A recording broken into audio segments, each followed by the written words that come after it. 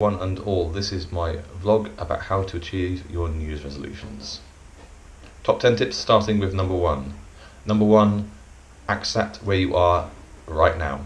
So cut the crap, stop lying to yourself. If you're eating too much, realise that you're eating too much. Don't pretend it's someone else's fault. If you're smoking too much, that's your decision as well. You're in control of your own anxiety, you're in control of your own depression. Realising exactly where you are and deciding that you are the one to do something about it. Number two, secondary gains. Now, what are secondary gains? These are things which are the benefits of having something wrong with you. Now, I'm not saying it's a good thing to have social anxiety, I'm not saying it's a good thing to have depression, but there are secondary gains. Now, let's look at social anxiety. Now, let's say that your friends know that you don't like going out much. That means that they don't force you to go out. It means they come around and see you. They come and see you, and maybe that's a really nice thing for you. I'm not suggesting this is a good thing to have social anxiety, but this is the kind of the small benefits of it, that you have these kind of secondary gains. People come and see you rather than you having to get out of the house. If you're a smoker, perhaps a secondary gain would be the fact that you get a cigarette break in the morning or afternoon. But the important thing is to recognise that these are part of the problem rather than a part of the solution. Number three, setting yourself a SMART goal. Now, if you've worked in business or therapy, you'll have heard of SMART goals before. Now, a SMART goal must be specific, measurable, achievable, relevant, and time-bound.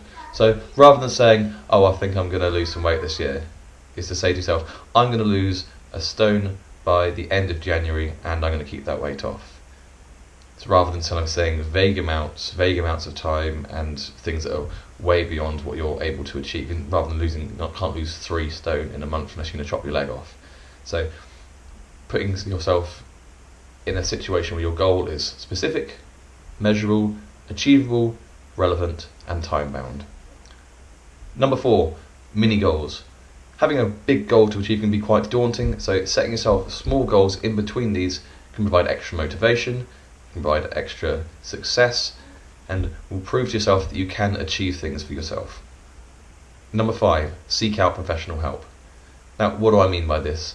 Well, there's a very good reason why therapists, personal trainers, and nutritionists all pay lots of money for their training. It's because it's not easy to learn everything that these people have learnt, and their job is to impart that knowledge onto you to help you achieve what you want to achieve. So if you're trying to do things all by yourself and there's someone out there who can help you a lot more easily, yes, it may cost you money, then seek out their help so you're not doing the wrong things. I mean, if you're trying to lose weight and you have no idea about nutrition and you're doing what you think you should be doing, but that's actually not helping you, then you're actually making things more difficult for yourself. So tip 5 is to seek out professional help. Number 6, gain social support and make yourself accountable to people. Now, if you just quietly write down in the corner somewhere that you're going to have a specific goal that you're going to achieve, then it's very easy to pretend that goal never existed in the first place when that goal starts becoming difficult. But if you make your friends, your circle of friends, or go on social media and say, I'm going to achieve this is something I'm going to do, it makes you accountable to those people, so they perhaps might ask about it, and if they ask about it, then it's great to be able to say that you've done this, or you're on the way to doing this, or they might be able to give you help if you're having difficulty with that. The important thing here is not to rely on someone else. I mean, it's great doing something with another person, such as quitting smoking or losing weight or going to the gym, but if you're reliant on that person to achieve your goal, then it's not going to be as successful. For instance, if they all lift to the gym and they're ill one week and they can't go to the gym, which means you can't go to the gym, then your reliance on them means that your goal has got less chance of a success. 7, lapse versus relapse. Now, this is the idea that having a cream cake while you're on a diet does not mean that your diet is ruined, it means that you ate a cream cake. That is a lapse. A lapse is doing something once or twice that you shouldn't be doing as part of your new eating plan, or as part of quitting smoking, or as part of getting over your anxiety. A relapse is where you fall back completely into old behaviours. So you start eating a cream cake every day, for instance, or you start smoking every day, or you stop leaving the house entirely. So it's important to realise that a lapse is something that just happens once or twice, and recognising as that, and a relapse is falling back into old behaviours. Number 8, best shown by a quote. Do not spoil what you have by desiring what you have not. What you have now was once among the things that you desired. It's Epicurus. It basically states that where you are right now This is talking about when you're a month into your goals, perhaps. Where you are now, where you've achieved something, but not all of everything you've achieved, is somewhere that you would have been delighted to be before you even started. So don't spoil where you are now by really beating yourself up about the fact you're not further along. Realising how far you've come is a really great motivator and a really great way of kind of grounding yourself in what you're trying to achieve. Number 9, excuse blowout.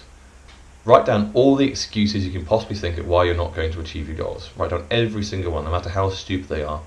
And once you've written them all down, really question them. Question them with realistic, honest answers and find whether they are just excuses, or whether they're actually reasons. If they're excuses, then cross them out. They're nonsense, they're rubbish, they're not helping you at all. If they are reasons, if they're genuine reasons why you may struggle to achieve a goal, then look at why that is going to be an issue for you, how you're going to work around it, and what you're going to do differently in order to make sure that isn't a reason that you're going to fail. So that is excuse blowout number 9. Number 10, check your motivations. Write down everything that is motivating you to achieve whatever you're trying to achieve. Now, this is the very important thing. You should be doing whatever you're doing for you, not for anyone else, for you. Now, there may be benefits to other people as a result of it, but your motivation should be helping yourself. So let's look at weight loss, for instance. Maybe you're thinking, I want to lose weight because I want to get a partner. Now, just because you lose weight does not mean you're going to get a partner. I mean, it might help, but maybe you think, I want to lose weight because I want that person's opinion of me to improve. Again, you're not in control of that. What you're in control of is making yourself feel better, making yourself look better, making those improvements to yourself. But that might not necessarily mean that anything changes for anyone else. So if you're doing it for someone else, then you're setting yourself up for a fall. So check that your motivations are very, very selfish. And I mean that entirely truthfully. Make sure your motivations for what you're doing are selfish. Do it for you and no one else. Those are my top 10 tips on how to achieve your New Year's resolutions. If you really want to be brave, then you can put what your New Year's resolutions are in the comment section below. Please like this video, share it with people who you think might find it interesting. And if you think that I might be the right therapist for you to help you with any of the issues that you might be trying to overcome, then please get in contact with me. You can message me through my Facebook page.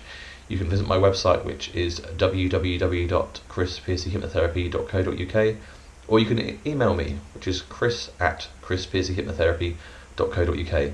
The very best of luck with your goals for 2016.